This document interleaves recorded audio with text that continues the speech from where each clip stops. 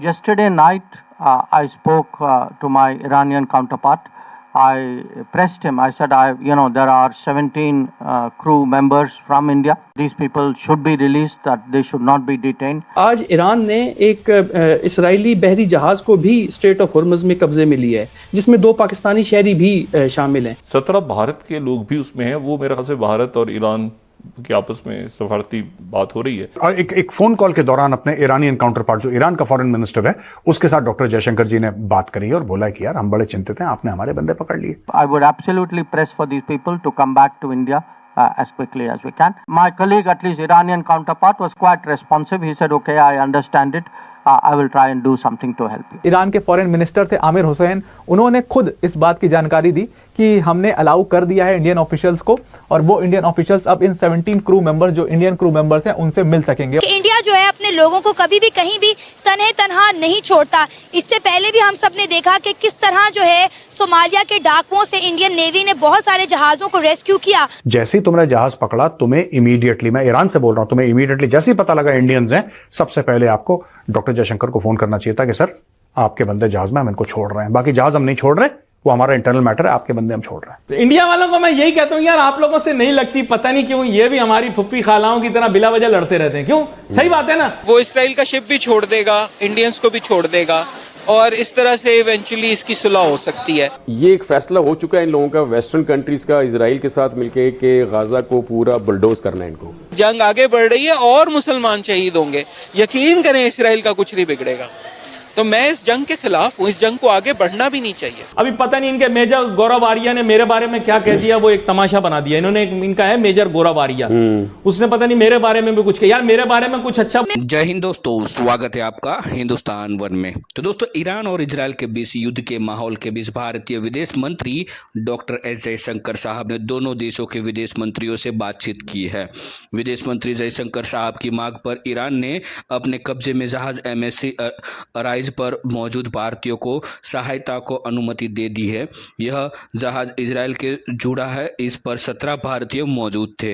विदेश मंत्री जयशंकर साहब ने रविवार 14 अप्रैल 2024 को रात्रि को ईरान के विदेश मंत्री डॉक्टर आमिर अब्दुल्लाहियन से फोन पर बात की। इस बातचीत के दौरान दोनों ने इजराइल ईरान के तनाव को लेकर चिंता साझा की। विदेश मंत्री जयशंकर साहब ने इस दौरान ईरान के कब्जे में जहाज MSC अजराइल पर मौजूद 17 भारतीयों को लेकर चिंता जाहिर की। उन्होंने मांग की कि इन भारतीयों को तुरंत ही रिहा कर दिया जाए। ईरानी विदेश मंत्रालय की तरफ से बातचीत को लेकर जारी की गई जानकारी में कहा गया है कि वह 17 भारतीयों को भारत के प्रतिनिधि से मुलाकात की अनुमति देगा। ईरानी विदेश मंत्री अब्दुल्लाहियन ने विदेश मंत्री जयशंकर साहब से गाजा और फिलिस्तीन में शांति को लेकर भी बातचीत की है। तो चलिए दोस्तों, आगे वीडियो में बढ़ते हैं। पाकिस्तान मीडिया की ओर से जो रिएक्शन मिल रहा है, हुआ ये है कि ईरान ने जो है एक इस्राएली शिप को अपने कब्जे में ले लिया है, कैप्चर कर लिया, जिसमें 17 इंडियंस भी मौजूद हैं। ये जहाज़ मुकम्मल तौर पर जो है इसराइल से कनेक्ट नहीं था, इसराइल से बस लिंक करता था। आपको क्या लगता है कि इंडियन नेवी या इंडिया इस पर कोई एक्शन लेगी, कोई रिस्पॉन्स करेगी अपने लोगों को बचाने के लिए, छुड़वाने के लिए? क्योंकि अगर आपको याद हो, को यूक्रेन और रशिया की वॉर में भी बहुत सारे इंडियन जब फंस गए थे तो इंडिया ने अपने बंदों को वहाँ से निकाला था। हमने देखा है इंडिया में ये खासियत है कि वो अपने लोगों को कहीं पे भी तने तनहा नहीं छोड़ता।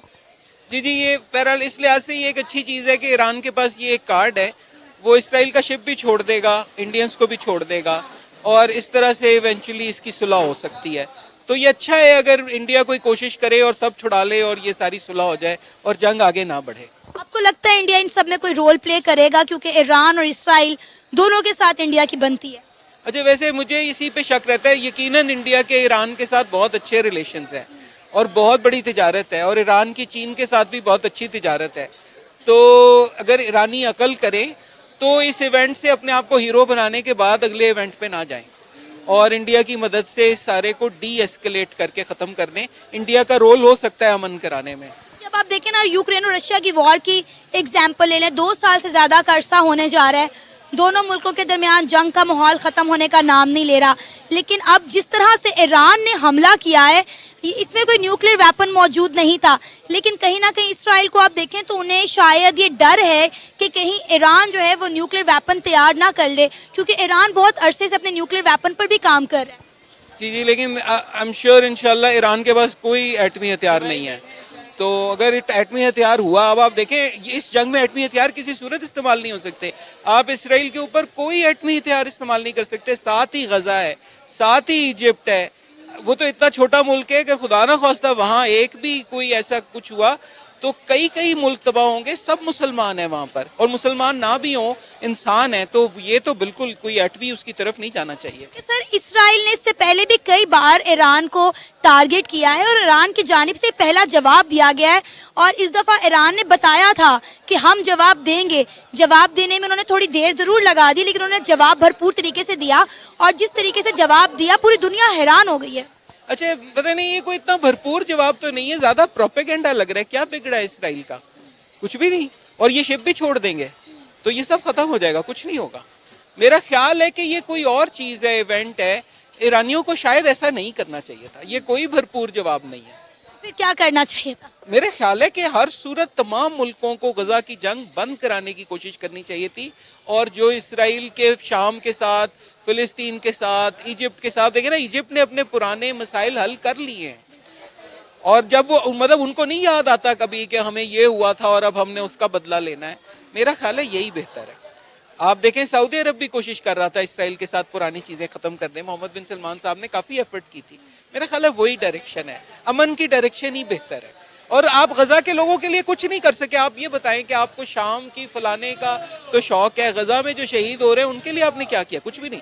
आपने उनके दिफा के लिए तो कुछ नहीं भेजा, तो लिहाजा आप कुछ नहीं कर रहे। आप, मेरा ख्याल है हम कुछ ना कर रहे हैं ना कर सकते हैं। हमें तो इसी पे करना चाहिए, अमन हो जाए। गजा ने मदद मांगी थी पाकिस्तान से, लेकिन पाकिस्तान ने इसका कोई जवाब भी नहीं दिया। मेरा नहीं ख्याल, इवन गजा ने तुर्की से भी मदद मांगी थी। वो हमसे करीब भी है और हमसे ज्यादा डेवलप्ड भी है, उन्होंने भी कोई हेल्प नहीं की।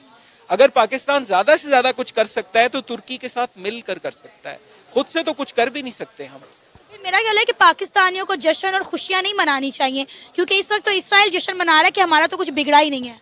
मैं तो ये समझूंगा कि जंग आगे बढ़े तो हमें होशियार होने का वक्त है, खुशियां मनाने का वक्त नहीं है। कि जंग आगे बढ़ रही है और मुसलमान शहीद होंगे, यकीन करें इसराइल का कुछ नहीं बिगड़ेगा। तो मैं इस जंग के खिलाफ हूँ। इस जंग को आगे बढ़ना भी नहीं चाहिए, इस जंग को का अमन हो जाना चाहिए। सर, ये गजा का मसला किस तरह हल किया जा सकता है? अच्छा, मतलब ये एक बहुत, अब मेरे ख्याल में इसराइल पूरी तरह तुला हुआ है और पूरी तरह उसको अमेरिका की सपोर्ट हासिल है। गजा में, गजा के लोगों का इस वक्त कोई वाली वारिस नहीं है। अमेरिका ने ठीक है ईरान के खिलाफ हेल्प नहीं की इसराइल की, लेकिन गजा में फिलिस्तीनियों को शहीद करने में अमेरिका पूरा पार्टनर है। तो मेरा ख्याल है उसके लिए यही है कि वहाँ पर एक आवाज़ सिर्फ अमन की होनी चाहिए।